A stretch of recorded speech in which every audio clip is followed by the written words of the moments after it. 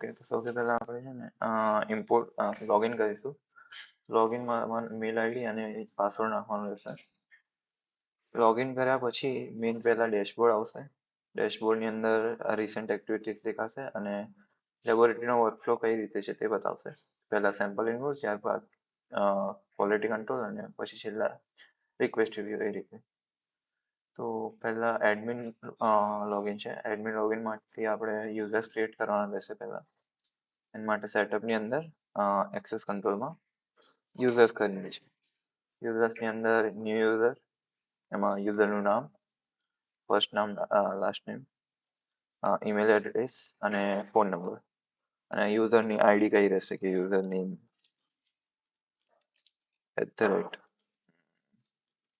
@arcade.ox એ રીતે. અને profile કઈ છે કે એડમિન પ્રોફાઇલ છે, ક્યુસી છે કે સેમ્પલ જે રિસીવ એન્ડ રિપોર્ટિંગ છે, ટેસ્ટિંગ એનાલિસિસ કયા પ્રોફાઇલ માટે બનાવીએ છીએ. આ કરશો એટલે એમને એક મેલ જશે. મેલની અંદર પાસવર્ડ સેટ કરવા માટેની લિંક આવશે એક.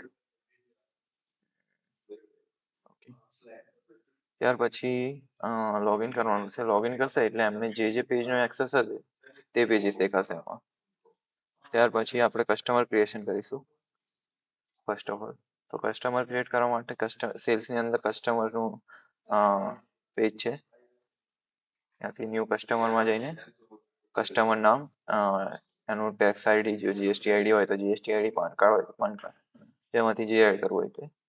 Phone number, email address, customer address, billing address માટે જશે. એની સિટી, સ્ટેટ કયો છે, કન્ટ્રી કઈ છે, પોસ્ટલ કોડ નાખી દેવાનો. ત્યારબાદ કસ્ટમર ક્રિએટ કર્યા પછી કસ્ટમરના જો મલ્ટિપલ કોન્ટેક્ટ હોય તો એના કોન્ટેક્ટમાં જઈને એડ કોન્ટેક્ટમાં તમે મલ્ટિપલ કોન્ટેક્ટ એડ કરી શકો છો. અને એના જો એક કસ્ટમરની બે કે મલ્ટિપલ સાઇટ્સ હોય તો એના માટે લોકેશન એડ કરી શકો. એના જે બી રિસેન્ટ ઇનવોઇસ ક્રિએટ થશે તેના રિસેન્ટ ઇનવોઇસમાં બતાવશે, અને જો પેમેન્ટ રિસીવ થયું છે તો એ રિસેન્ટ પેમેન્ટમાં બતાવશે. ત્યારબાદ છે કોટેશન અને પ્રોફોર્મા ઇન્વોઇસીસનું, તે પછી આવશે. ત્યાર પછી આવશે માસ્ટર ડેટાનું. માસ્ટર ડેટાની અંદર બે પેજીસ મળશે, સેમ્પલ ગ્રુપ અને ટેસ્ટ એન્ડ પેરામીટર. તો પહેલા સેમ્પલ ગ્રુપ સેટ કરવાનું રહેશે કે તમારે નોન એનેબીએલ છે કે એનેબીએલ છે. એનેબીએલ ની અંદર જે પેરામીટર લાગુ પડતા હોય તે તમારે અહીંયા આગળ એડ કરવાના રહેશે. તો ટેસ્ટની અંદર જે ટેસ્ટ છે એનેબીએલમાં આવે છે તે અહીંયા આગળ સિલેક્ટ કરશો એટલે એ સેમ્પલ ગ્રુપમાં આવી જશે. ત્યાર પછી છે ટેસ્ટ એન્ડ માસ્ટર પેરામીટર. તો આ પેરામીટરનું માસ્ટર છે. અહીંયા આગળથી ન્યૂ ટેસ્ટ કરશો એટલે એમાં આવશે કે ટેસ્ટનું નેમ કયું રાખવું છે, એનું ડિસ્ક્રિપ્શન શું છે, જોબ કાર્ડ એન માટે કયું ફોર્મેટ લાગુ પડશે, એનાલિસિસ રિપોર્ટનું ફોર્મેટ કયું છે, ફિલ્ડ ડેટા શીટ ને રો ડેટા શીટ એ પ્રમાણે. અને એ જે ટેસ્ટ છે એના માટે નંબર ઓફ રીડિંગ કેટલા હશે કે મલ્ટિપલ ફિલ્ડ્સની અંદર એના જો રિઝલ્ટ આવતા હોય તો એના માટે નંબર ઓફ રીડિંગ્સ આપણે મલ્ટિપલ રાખીશું ફોર એક્ઝામ્પલ. અને યુનિટ પ્રાઇસ એડ કરવાની રહેશે કે ટેસ્ટ કરવા માટેની બેઝિક યુનિટ પ્રાઇસ ડિફોલ્ટમાં જે છે તે કઈ રહેશે. સેલ્સની અંદર તમે ઇનવોઇસમાં તમે ડિફોલ્ટ પ્રાઇસ ચેન્જ કરી શકશો. ત્યારબાદ પેરામીટર ક્રિએટ થયા પછી એની અંદર પેરામીટર એડ કરવાનું છે. સર્વિસ ક્રિએટ થયા પછી પેરામીટર એડ કરવાનું છે.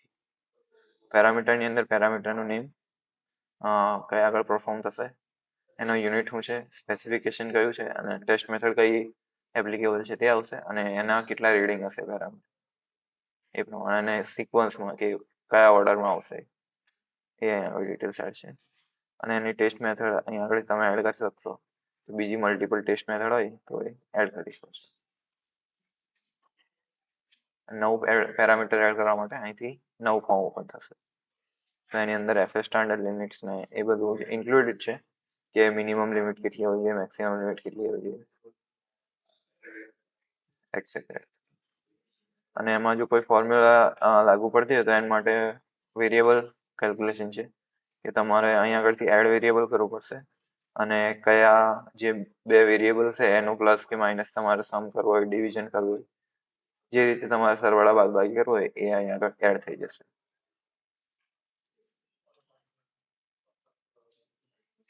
ત્યાર પછી એની અંદર જઈશું એટલે પેરામીટરની અંદર એડિટ કરીશું એટલે એની અંદર પેરામીટર આઇટમ્સ બી આવે છે જે રો ડેટા શીટ માટે યુઝફુલ થાય છે. ત્યારે હું બતાવું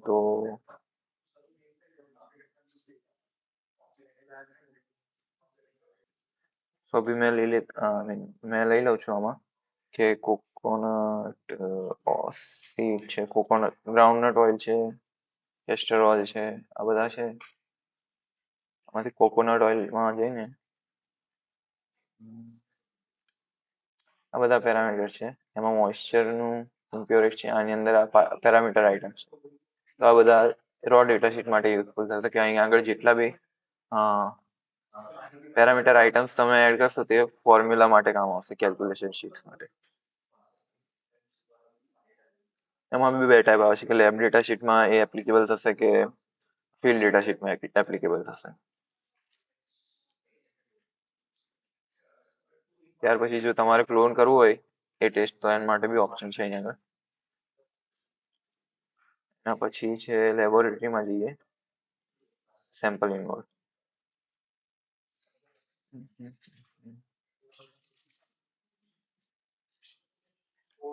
ઓકે, ત્યાર પછી આપણે વેરહાઉસમાં એકવાર જોઈએ કે વેરહાઉસની અંદર પ્રોડક્ટ એડ કરવાની હોય છે કે પરચેસ ઓર્ડર ક્રિએટ કરવા માટે કઈ રીતે હોય છે. તો વેરહાઉસની અંદર પહેલા પ્રોડક્ટ એડ કરીશું કે કઈ પ્રોડક્ટ નેમ છે, પ્રોડક્ટ રેફરન્સ કોડ શું છે, એનું ડિસ્ક્રિપ્શન શું છે, યુનિટ ઓફ મેજરમેન્ટ, કયા કેટેગરીનું પ્રોડક્ટ છે, રો મટીરિયલ છે, પેકિંગ મટીરિયલ છે, એક્સેટ્રા, એનું યુનિટ પ્રાઇસ રહેશે.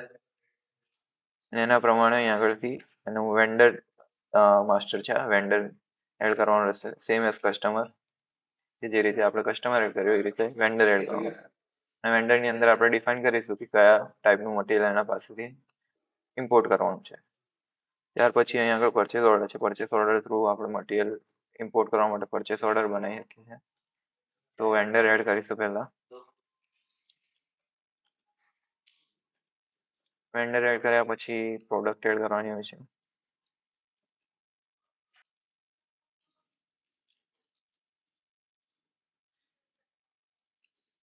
પ્રોડક્ટ એડ કરીશું એના પ્રમાણે ક્વોન્ટિટી, યુનિટ પ્રાઇસ આપણે ચેન્જ કરી શકીએ છીએ, ડિસ્કાઉન્ટ એપ્લિકેબલ કરી શકીએ છીએ અને એની પીઓ ડેટ નાખવાની હશે કે કઈ ડેટનો પીઓ છે. ટેક્સીસ એડ કરવાના 3 ઓપ્શન છે, આઈજીએસટી, સીજીએસટી અને એસજીએસટી.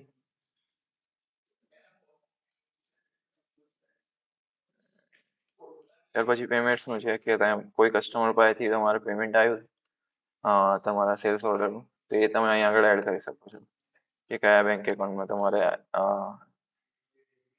રિસીવ થયું છે અને એનું પેમેન્ટ ટાઈપ શું છે, કેશ છે, બેંક ટ્રાન્સફર છે, એ રીતે. ત્યાર પછી આપણે લિમ્સમાં આવી ગયા હવે લેબોરેટરીમાં. લેબોરેટરીમાં ફ્લો સેમ્પલ ઇનવર્ડથી સ્ટાર્ટ થાય છે. એમાં તમે ન્યૂ રિક્વેસ્ટ ક્રિએટ કરી શકો, જૂની રિક્વેસ્ટને ક્લોન કરવી હોય તો એના માટે બી છે, અને એનું ક્યુસી કમ્પ્લીટ થઈ ગયું હોય તો એના માટે ક્રિએટ ઇન્વોઇસનો ઓપ્શન છે. ત્યારે હું આ જે ઓલરેડી છે એક ન્યૂ રિક્વેસ્ટ બનાવીને બતાવ્યું. પહેલા સેમ્પલ ગ્રુપ સિલેક્ટ કરવાનું છે કે નોન એનેબલ માટે કરવાનું છે કે એનેબલ માટે બનાવવાનું છે. એના ઉપરથી આ જે ફીલ્ડ છે તે ચેન્જ થતી રહે છે. અને પછી કસ્ટમર ડિટેલ્સ એડ કરવાની છે કે કયા કસ્ટમર માટે બનાવવું છે.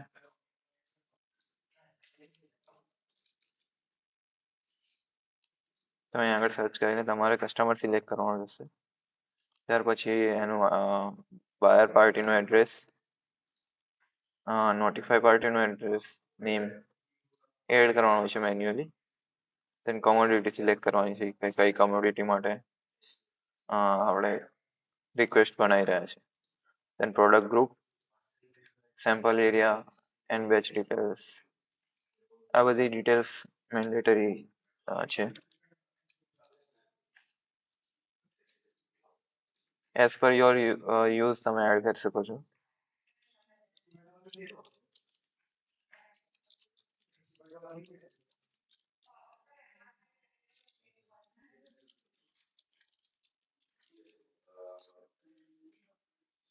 ડિસિપ્લિન સિલેક્ટ કરવાનું છે કે કયા ડિસિપ્લિન માટે છે. અત્યારે કેમિકલ આવે છે, બીજા ડિસિપ્લિન બી એડ કરી શકીએ છીએ આપણે.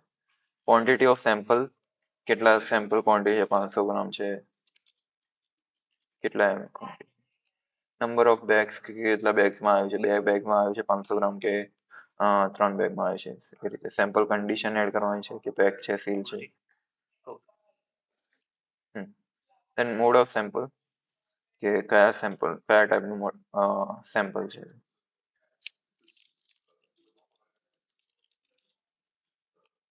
એની અધર ઇન્ફોર્મેશન જો હોય તો એડ કરવાની રહેશે. ત્યાર પછી મેન્યુફેક્ચરિંગ ડેટ, કઈ ડેટ પર મેન્યુફેક્ચરિંગ થયું છે, એનું એક્સપાયરી ડેટ, સેમ્પલિંગ કઈ રીતે થયું છે, અને રિસીવ કયા ડેટે સેમ્પલ થયું છે તે.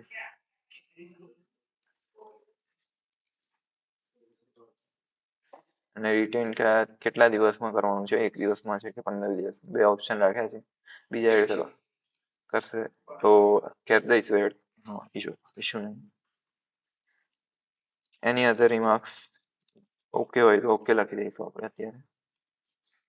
ટેસ્ટ નેમમાં એડ કરવું હોય તો ટેસ્ટ નેમ એડ કરી શકીએ છીએ.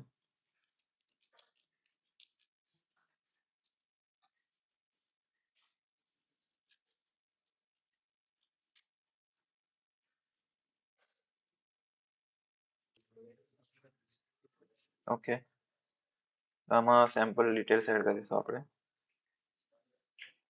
Single parameter